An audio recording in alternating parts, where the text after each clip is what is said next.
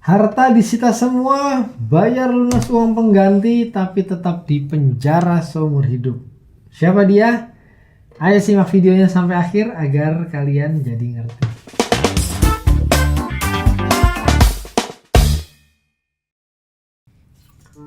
Di balik kekayaan dan kesuksesan tersembunyi kisah kelam seorang pengusaha yang pernah menjadi simbol kesuksesan di Indonesia.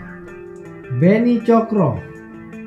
Dia mencoreng reputasinya sendiri karena terlibat mega skandal keuangan yang melibatkan Jiwasraya, salah satu perusahaan asuransi besar di Indonesia. Walau seluruh hartanya disita dan dia juga membayar uang pengganti sampai lunas, namun tetap di penjara seumur hidup.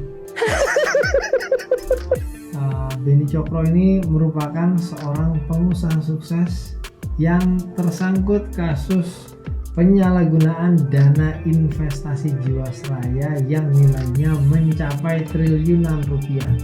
Kasus ini menjadi sorotan media dan menimbulkan kecaman publik yang sangat luas. Bahkan ternyata dilakukan secara sistemik sekali ya. Direksi-direksi Jiwasraya juga ternyata terlibat, dan itu berapa triliun ya. Atas perbuatannya, Beni ini masuk dalam kategori kejahatan luar biasa atau extraordinary crime dengan modus investasi melalui bursa pasar modal yang menyembunyikan ke dalam struktur bisnis dan menyalahgunakan bisnis. Nah, ternyata tahun 97 tuh Beni Cokro pernah ketahuan menggoreng harga saham Bank Piko yang sekarang dikenal dengan nama Bank J-Trust Indonesia.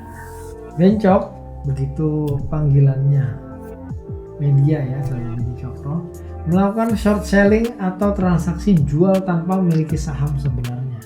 Dia memanfaatkan momen harga saham yang turun untuk mendapatkan keuntungan ya. Nah, untuk melanggengkan perbuatan tersebut, Bencok menggunakan 13 rekening yang berbeda melalui PT Multi Prakarsa Investama Securities. Sehingga karena tindakan tersebut, Bencok dan Pendi Chandra, direktur dari PT Multi Prakarsa Investama Securities, harus membayar keuntungan dari transaksi yang mereka lakukan ke kas negara senilai 1 miliar rupiah.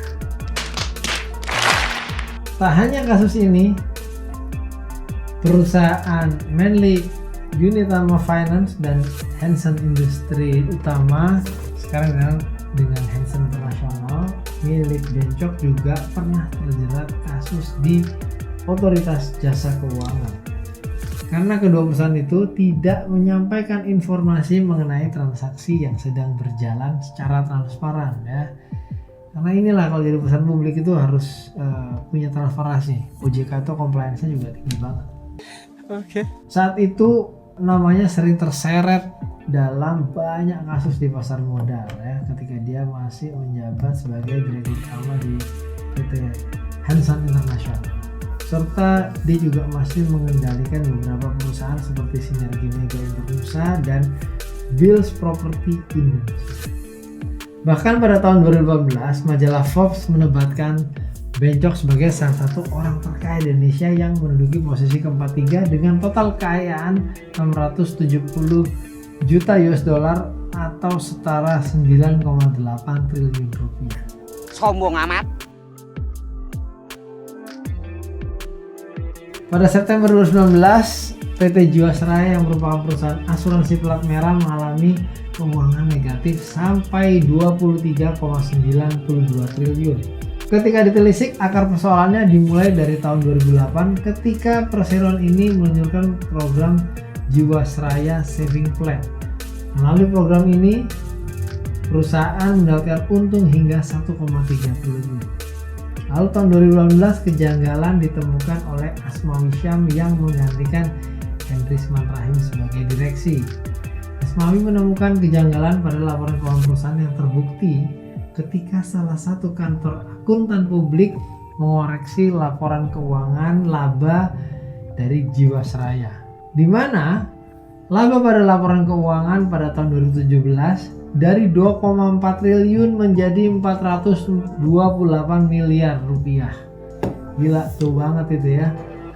Nah, tahun 2019 Menteri BUMN Erick Thohir datang ke Kejaksaan Agung untuk melaporkan dugaan tindak pidana korupsi yang terjadi di Jiwasraya.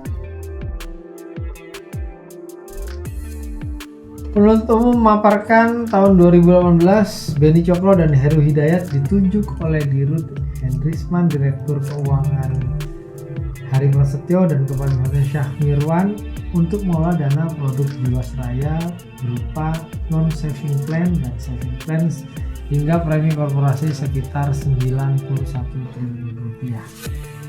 Ketika itu Hendrisman, Hari Prasetyo dan Syah Mirwan membeli saham BJBR, PPRO, SMBR, SMRU melampaui ketentuan yang diatur dalam pedoman investasi. Bahkan pembelian saham ini dilakukan dengan tujuan mengintervensi harga sehingga tidak memberikan keuntungan investasi dan tidak memenuhi kebutuhan likuiditas. Mereka juga mengendalikan 13 manajer investasi dengan membentuk reksadana khusus agar pengelolaan instrumen keuangan menjadi underlying dari reksadana yang dapat dikendalikan oleh pihak-pihak yang terlibat dalam skema tersebut.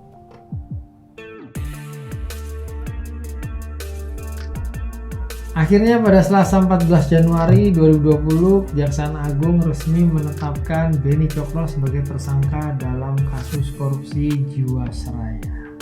Selain itu, Heru Hidayat, Hari Prasetyo, Hendrisman Rahim, Syah Mirwan, dan Joko Hartono Tirto juga ditetapkan sebagai tersangka. Keenam orang ini merugikan Jiwasraya hingga 17 triliun. Dan selain didakwa telah merugikan negara, mereka juga didakwa melakukan tindak pidana pencucian uang. Perbuatan Beni Cokro ini juga mengakibatkan kerugian besar bagi nasabah Jiwasraya dan mencoreng citra industri asuransi di Indonesia. Ribuan nasabah dan keluarga merasa sangat terpukul karena mereka mengandalkan Jiwasraya untuk masa depannya. Akhirnya Beni Cokro divonis pidana penjara seumur hidup serta membayar uang pengganti kerugian negara sebesar 6,78 triliun rupiah.